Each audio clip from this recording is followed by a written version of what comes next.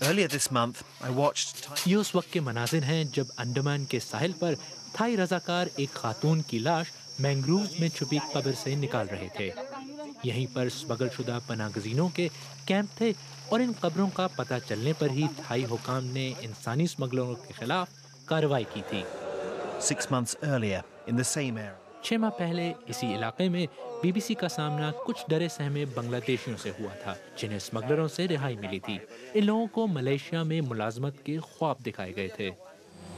ہماری تحقیقات سے جنوبی تھائی لینڈ میں ربر کے فارموں پر انسانوں کی خفیہ تجارت کا انکشاف ہوا تھا۔ ہمیں ایک روہنجیا لڑکے نے وہ جگہ بھی دکھائی تھی جہاں اسے تاوان کے لیے 9 ماہ تک قید رکھا گیا تھا۔ اس نے وہاں لوگوں کو ریپ ہوتے اور انہیں قتل ہوتے بھی دیکھا تھا۔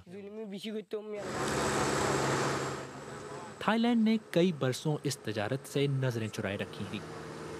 ہم نے ایک فوجی گشتی پارٹی کے ساتھ ان اسمگلروں کے اترنے کے ساحلی مقامات بھی دیکھے، مگر فوج نے شاذ و نادر ہی کسی کو پکڑا۔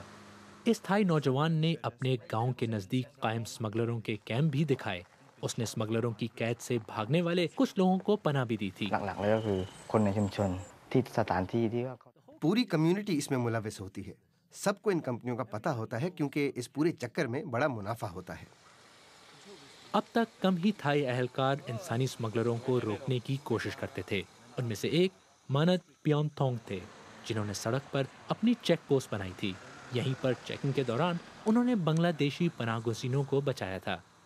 لیکن آج مانت اکیلے نہیں ہیں۔ حکام کا تبادلہ ہو چکا ہے اور مشتبہ اسمگلر گرفتار بھی ہو رہے ہیں۔ It's a start. Finishing this well-entrenched business, though, لیکن یہ آغاز ہے۔